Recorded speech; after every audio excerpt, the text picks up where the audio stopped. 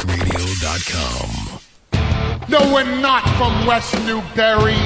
No, we can't hip-hop like you. My client is the conqueror. I'm just Brock's advocating Jew. You gonna beat Brock's ass cause you the doctor of the thugs? I mean, you've beaten all the best, but now Lesnar's on your plate. You say your time is now. Brock says your calendar's out of date. Wild Talk Radio presents to you the Monday Night RAW Post Show. I have options on how I handle this. You know what I'm gonna do? I'm gonna tweet about it until my fingers bleed. In that tweet, and however many characters I get, I am gonna threaten. That's right. If I don't get what I want, I'm gonna riot. And if that doesn't work, then by God, me and my friend Mark, we're gonna stop watching. Featuring Sir Rockin'. Let me tell you something, you self-righteous little puke. I am an A-plus player. I always have been, and I always will be. And Lindsay Ward. I have shattered glass ceilings. I have broken down doors. I have done more in 1 year than all of you have done in your entire collective careers. Interact with us live and give us your thoughts on everything that happens on Monday Night Raw. Now step into the ring with us for the Raw Post Show. Because we believe in doing what is best for all of you. Because after all, what's best for all of you is what's best for business. He's got the whole world in his hands. He's got the whole world in his hands.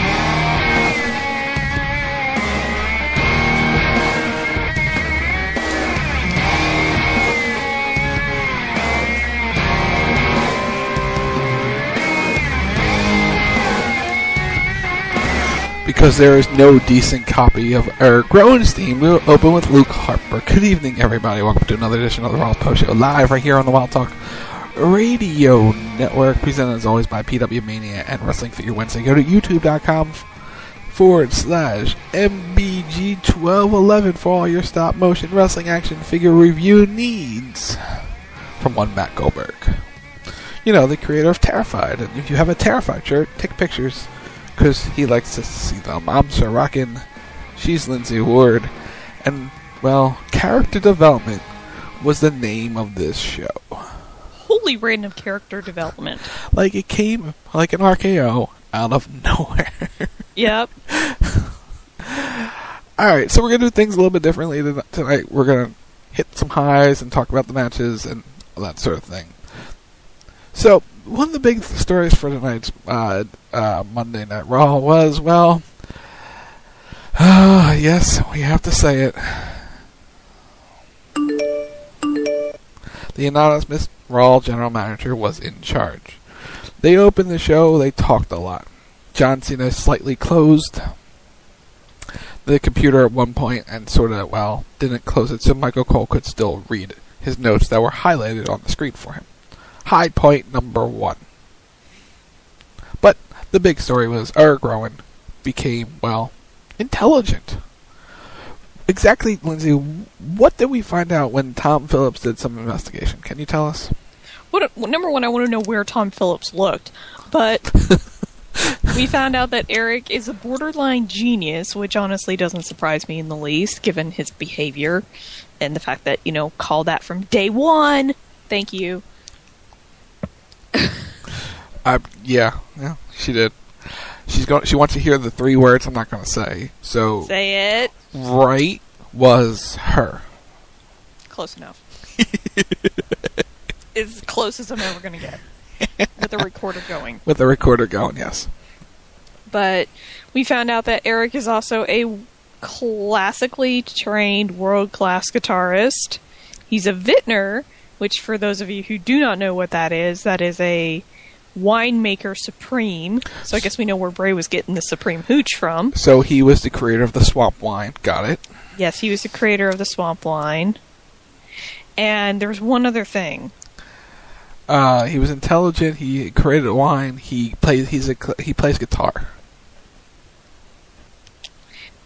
And he's feuding with Big Show because he doesn't like bullies. And tonight, ladies and gentlemen, mark your calendars because history was made. Tonight, Eric Rowan finally solved the Rubik's Cube. Yes, he did. I was disappointed. I wanted to see it to go longer. I wanted to see him struggle with it, but apparently his IQ is 143. He's smart, yo. You know, honestly, I really like that. I really like that they're making him intelligent and they're not just playing him up like some stupid character. You know, from the swamps, they're showing that Eric is an intelligent individual. He's a functioning individual. There's just something slightly wrong with him, where there's this mental disconnect with him. And I've seen a lot of people basically compare him to a high-functioning autistic individual and how it's a positive interpretation of a high-functioning autistic individual. And a lot of people are really embracing that in the portrayal that he's doing right now and how WWE is using him. Because they could turn him into a joke. They could easily turn him into a joke. Right, and they started off with comedy with him the first couple weeks. Well, it's Eric Rowan's out in the world. He's exploring the world, really, for probably the first time in several years. And he's on his own in this playground. And he's exploring everything, and he's looking for people, and he's going to look to, just given on how he plays the character, attached to someone. Right. Because he attached to Luke and Bray, and now Luke and Bray are gone. And so he's going to look to eventually attach to someone, which he did in Team Cena. You know, he's been ridiculed all his life for the way that he is, and now he has finally found people who supposedly accept him as he is. Right. We should mention Eric Rowan was in action against the bully Big Show. Big Show left him laying with the steel steps and actually put a pretty nice knot on the side of his head. Had an owie at the end of Raw, which we'll get into here in a second. But yeah, you saw the damage. The match was just alright. Again, it's two big guys battling, and I think with more time they could tell a really good story, and I feel like we're going to get something at TLC between the two. Maybe involving steel steps, because Eric Rowan found a new toy. Eric Rowan found a new toy, but yeah, I liked the beatdown of Rowan afterwards because it made Show look really vicious. You know, the match isn't going to be the best thing in the world because as much as I love Eric, he's not the strongest of workers, but he's got some moves in there, and between him and Show, they can put together something pretty nice. Yeah, they really could, and with a lot of bells and whistles, they could probably put on a pretty good match. Coming up at TLC. Speaking of TLC, we will probably have a tag team title match, and that was one of the big stories for tonight's Raw, was the crowning of a brand new #1 contender, as we had tag team turmoil featuring the likes of Golden Stardust, The New Day, Adam Rose and the Bunny, the Usos, and the random team of Cesaro and Tyson Kidd. If you thought the New Day would come in first time on Monday Night Raw and win, well, you were sadly mistaken. Even though they beat Golden Stardust in the first round of the, tag team turmoil, they ended up losing after the distraction from Golden Stardust. So the New Day lost right away. So new color, same old story for Kofi and Big E losing on Monday Night Raw. And shock of all shocks, even though JBL, spoiled it like, oh right, there's still one more team, we have new #1 contenders for the tag team titles in the Usos. Surprise, surprise? Not really. And this kind of made me very disappointed because it's like, you could do something new and different, especially since you have new tag team champions in Mizdow and Miz, or let's just call them Mizdow because it's easier. And they went to the Usos, which there's nothing wrong with the Usos. I'm happy to see the Usos are getting a push, but I'm just a little tired of the Usos. I'd rather see what the New Day can do. I'd rather see, maybe what the Matadors can do. I would have been excited to see maybe the Ascension make their debut and the Ascension come in and win. And actually see if the Ascension can hold up. Right. Yeah, if you're going to spend a month building up the New Day, maybe the New Day should have been the team, even though it was stupid to put them... Okay, here's the thing. If you're going to have the New Day in action, they should just beat somebody. They should not be losing in tag team turmoil, since they actually technically only had one match as a team, and that was on SmackDown. You could have thrown Slater Gator in there and got the same result, and you could have just, had them beat a couple of guys and put them over on Raw instead. But you wasted some time, and it just sort of... Yeah, it's... Again, LeMans goes, I want to like the Usos, but damn, WWE is making me tired of them the same way the radio makes me tired of a song. I agree with that. The Usos had a run. Let them sit on the back burner for a while. But, okay, that's secondary. The big story is, The Miz likes how Naomi twerks. That's the headline. Miz likes Naomi's twerking. Just saying. Yeah, Miz is going to pay for that, apparently. And he did. He got slapped later on at night when Mizdow won with the figure four over Fernando in a matchup. Now, we also saw the fans getting to choose AJ Lee's partner, which ended up being Naomi. AJ and Naomi beat the Bella Twins after making Nikki tap out to the Black Widow, which was nice, because Paige is a heel. Paige is a heel, Paige is a heel, not a face. So we went with the faces. And Fandango is in action. Well, he tried to be in action, but we have a Zeb down. Uncle Zeb is down and hurt. This is why Uncle Zeb should wear a life alert. Because Fandango was scheduled to face Swagger, and now he is down for the count. Swagger, though, got his revenge on Rusev, and it looks like we're headed to Rusev versus Swagger one more time. Basically, how that's setting up from last week and heading into TLC. That's a feud for the U.S. title. I just want to rant on this for a second. Go ahead. Or just say something. Rosa, honey, I know you're trying. I know she's trying so very hard. But she has the grace and poise of a garden gnome. Actually, no, we'll just go with the carrot. The carrot's the good default. It's just, I know she's trying, and I can see what she's trying to do with this, but it's like, her movements are very stiff, very awkward. She's got the face right, but in terms of the actual dance moves, she's very rough, and I don't know, maybe they should have somebody work with her, maybe they should smooth out the rough edges, because it seems like every time they go for that entrance, and he goes to lift her up, she botches it. So, yeah. One of the other bigger stories of the night was basically talking about how, again, the anonymous Raw general manager was in charge. And, well, early in the show they were arguing back and forth of who should be in charge, it's going to be every week, and Seth Rollins was saying, Cena, bring back the authority so, we don't get the anonymous Raw general manager, we don't get random legend like Batista, or, Eric Bischoff coming back to run Raw for a week. Or even, Sting running Raw. His name was dropped a couple times. But that was a point made early on, which led to a big old brawl between the men we'll see in our six-man tag team main event.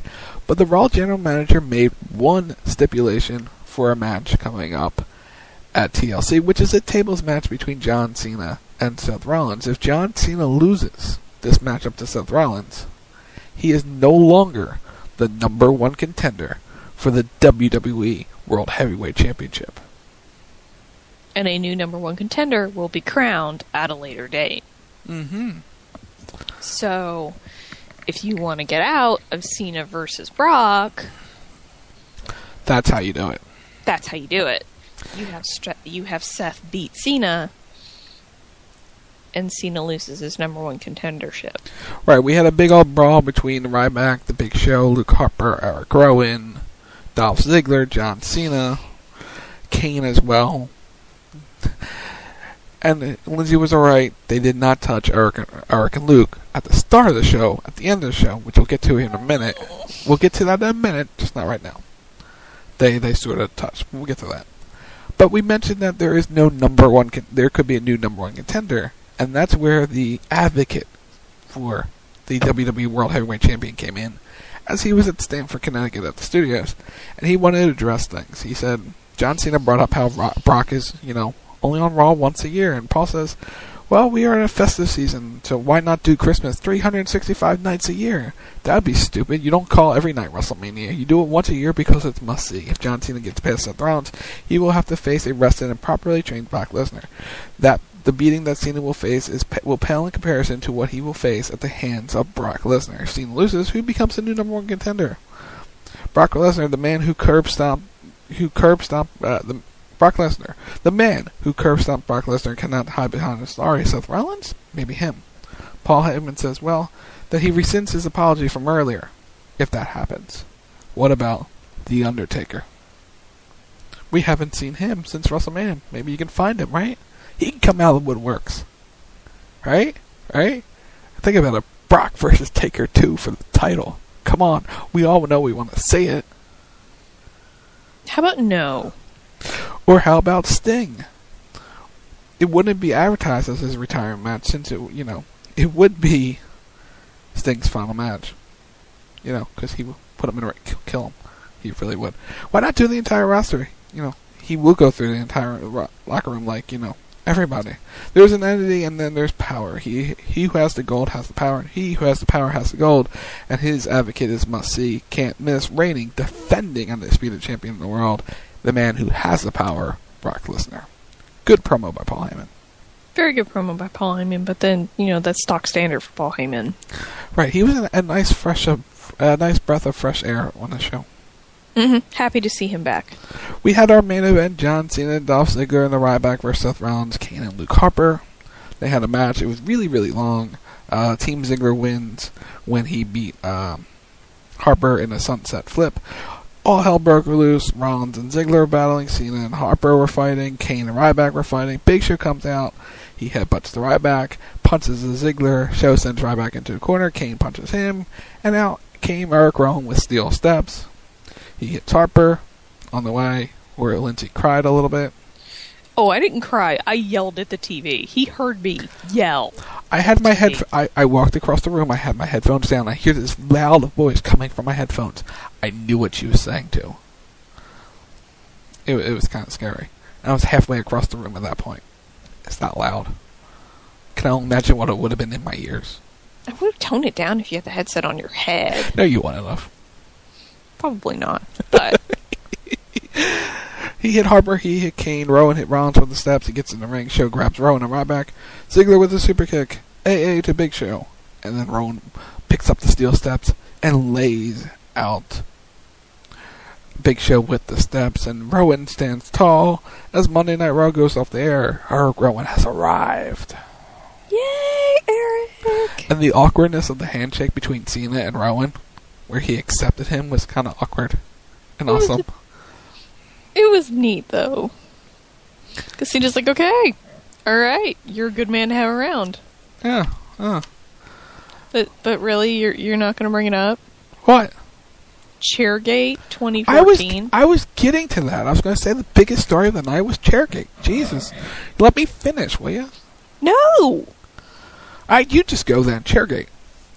Dean killed the chair. He killed Bray's chair, y'all. Like, Bray came out, he wrestled R-Truth, he beat R-Truth, he cut this amazing promo about Jacob and how he's gonna mess up, Dean Ambrose at TLC, and then Dean Ambrose came out, Bray got out of the ring, and Dean Ambrose proceeded to destroy the rocking chair. And the face that Bray Wyatt had, good God, you wanted to run up and hug that man, because literally he's standing there and it looks like you shot he has the oh my God, you shot my dog look on his face. Yeah, he did. Yeah, he did. He looked like he was about to cry because Dean Ambrose destroyed the rocking chair right in front of him, which, for those of you that kind of haven't picked up on it, the rocking chair is kind of a symbol of Abigail to him. Oh. and so it's Abigail. I think, at least my theory is that the chair was Abigail's, and that is his tie to Abigail, and now that tie's been severed because Dean destroyed the chair. Right. So what side of Bray Wyatt are we going to see if that's the case? It seems like we're going to see a vicious side of Bray Wyatt coming up at TLC when they go into tables, ladders, and chairs, and they had a nice little setup. They had the chair under the ladder. Bray was cutting his promo. It was awesome. He talked about Jacob, and Lindsay thought, good night. Yeah, you know you're a wrestling fan when. Like, every time John Cena in the 2K commercial goes something into the good night, I'm like, Jacob? Yeah, Jacob? Right? But it was a good promo. He talked about he has dreams of this great ladder, but his dreams are a little different. He ascends the ladder to praise no one. He looks down on his vile creatures that he's created. He sees these insects like Dean Ambrose. He sees tables, ladders, and chairs. Tables, ladders, and chairs. You didn't have to be this way, Dean. And then that's when Dean showed up. And throughout the match, he was just taunting Dean. Where are you, Dean? I know you're watching, Dean. Where are you? Yeah, and bless the people for chanting "Oh my" every time Bray went tables, ladders, and chairs. I love that crowd. I love that. That was very good. So that, in a nutshell, what happened on Monday Night Raw. There was a lot of talking in the opening segment. It went like 23 minutes, where they went back and forth with a lot of talking and then some fighting, and then you had this tag match just sort of dragged for a while because they were awkwardly going to commercial every 2 minutes because they really went long in the beginning. Mm-hmm. So overall, decent show tonight. I love the character development with Eric Rowan. It was tremendous. It was random, but it was amazing. Like Tom Phillips said, I did some research. Where did he look? It certainly was on. It's like, did you go to Eric Rowan's Wikipedia page or what? I've been on Eric Rowan's Wikipedia page. It's not there. He must have went to the swamp. He must have went to the swamp. They must have fished out a book of something. Found these knowledge. He must have went to, somewhere and got the records of how did he get his IQ? It was like 143. That's pretty impressive. Well done, Eric Rowan.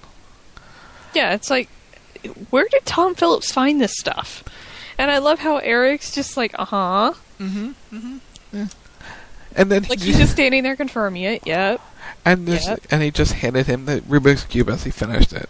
I was like, that's Eric Rowan's mic drop. Just hands over the Rubik's Cube.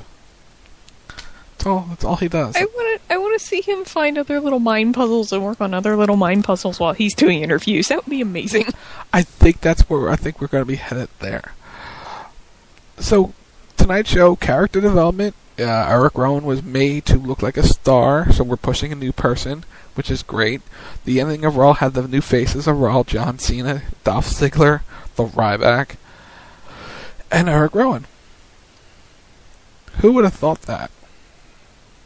Told me 3 months ago that would happen? I would have said, Lindsay, you be crazy. But now? Lindsay, you be smart.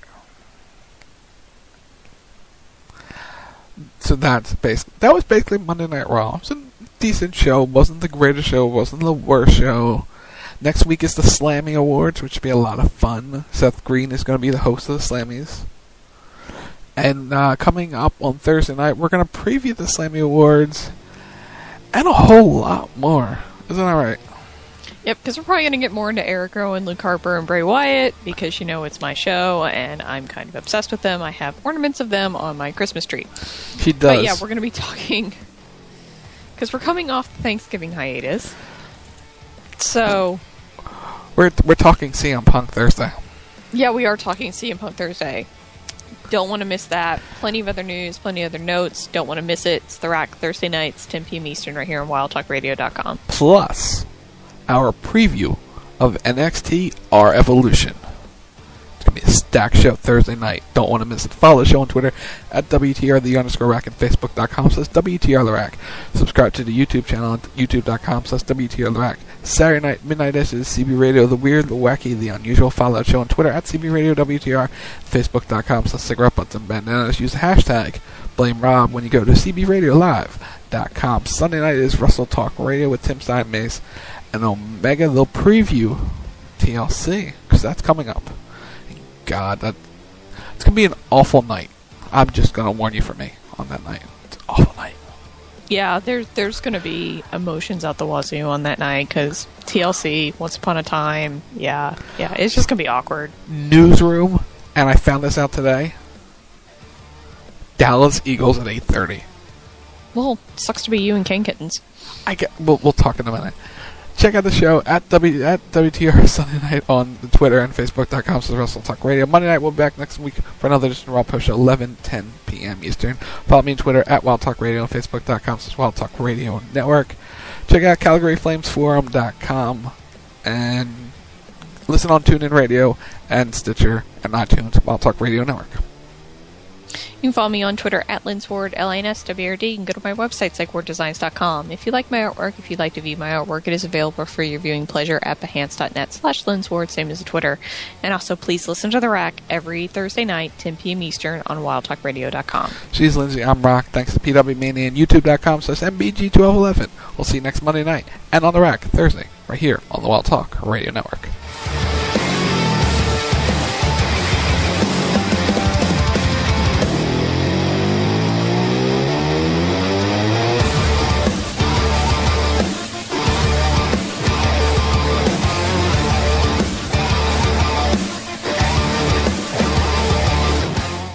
WildTalkRadio.com